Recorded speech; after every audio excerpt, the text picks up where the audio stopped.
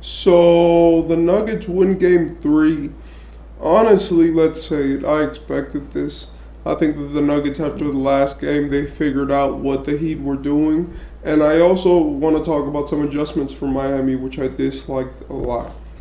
First, I want to talk about Denver. Two guys with 30-point triple doubles. Jokic had, I think it was 34, 32 points, 34 points, 21 rebounds, and 10 assists. And Jamal Murray had, I think it was 36 points, 14 rebounds, and 10 assists. And let's face it, and I think I had said this before, like, this is just the power of superstardom. Now, Jamal Murray might not be considered a superstar, but we can all say that he's definitely one of those guys, which in the playoffs, the reason why you keep him on your team as the secondary star, right? The reason why, it's literally because of how good he is as a player in the regular season. He still gets it done, and it's like, but yeah, he is a star, and he showed that in 2020, by the way. It's just that he's been hurt ever since. So yeah, I got the real stats. It was Nikola Jokic had 32 points, 21 rebounds, and 10 assists. Meanwhile, Jamal Murray had 34 points with 10 rebounds and 10 assists.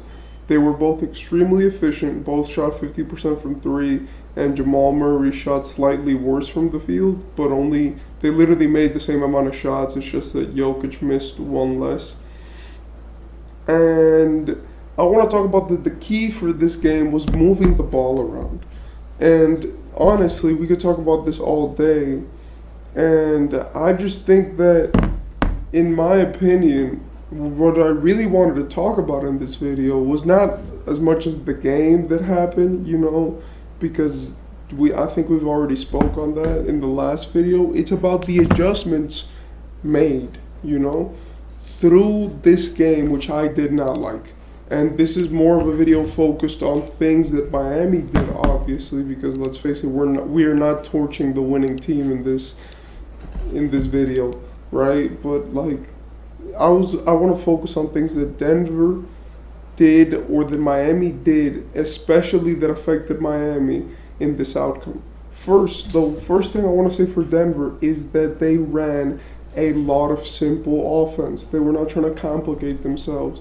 And the way that they ran offense wasn't because, sometimes they'll have some really stupid shots or have some forced shots. Their offense was just take the smart way, right? Like, if you have a pass to make or someone open, make that pass. If you have,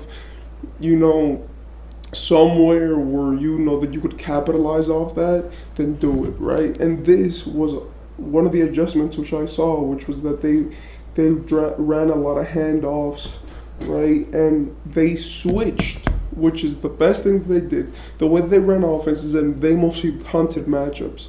So instead of having Caleb Martin, let's say, on Jokic, right? No, not Caleb Martin, but instead of having like Bam on him, they would switch Bam onto Jamal Murray, and they would switch Gabe Vincent onto Jokic. Now, let's face it, Bam would stay with Jamal Murray because he knew if I let him go for a second, he might make a shot. So that adjustment right there by Denver worked really well for them as they were hunting mismatches the entire game. Because let's face it, Denver is a team with a lot of bodies. Even off the bench, their best players are Bruce Brown, who's like 6'4", and then you have Christian Braun, which is like 6'8". So since Denver's so long, these mismatches worked, and they worked very effectively. And I believe that something else I want to talk about is that what is happening? Like, what is happening with Miami's lineups? Look, I want to talk about something, and it's very important, and it's play your best players. Don't look, I'm sorry, but a team like Miami can't afford to play a player just because of loyalty. Like, let's face it, Caleb Martin, Kevin Love, and Max Strus all played horribly. Like, they all shot terribly, and I understand Kevin Love due to the size. You need him for a guy like Jokic, but a guy like Max Strus or Kyle Lowry or Caleb Martin, if you see them that they're shooting badly, then why do you not utilize Duncan Robinson? Like, Duncan Robinson has been the best piece in this series, like extra piece, you know. In the last one, it was Caleb Martin. In the one before that, I think it was Gabe Vincent.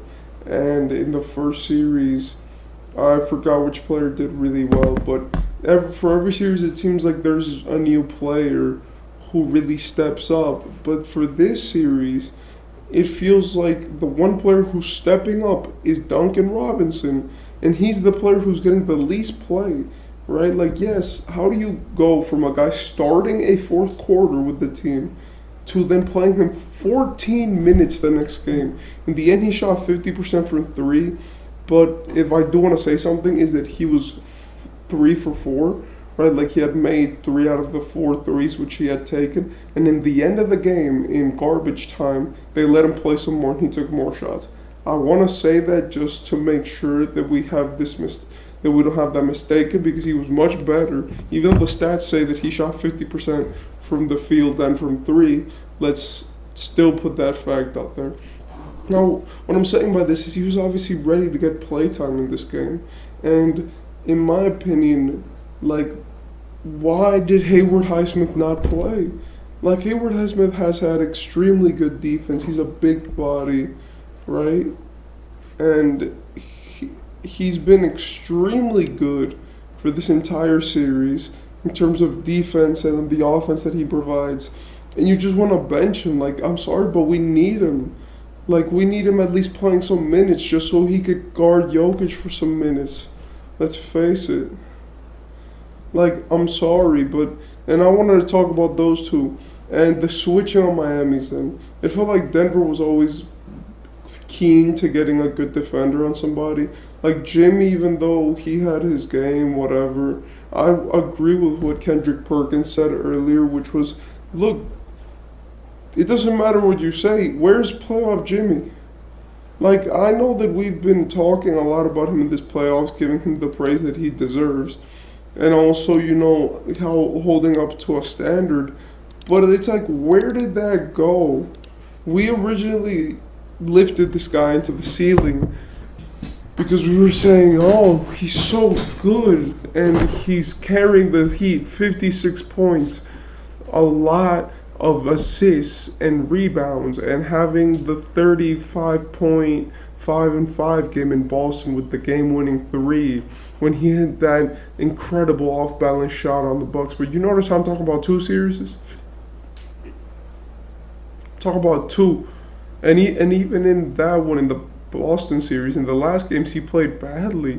Like, look, let me say something. Jimmy will always be clutch.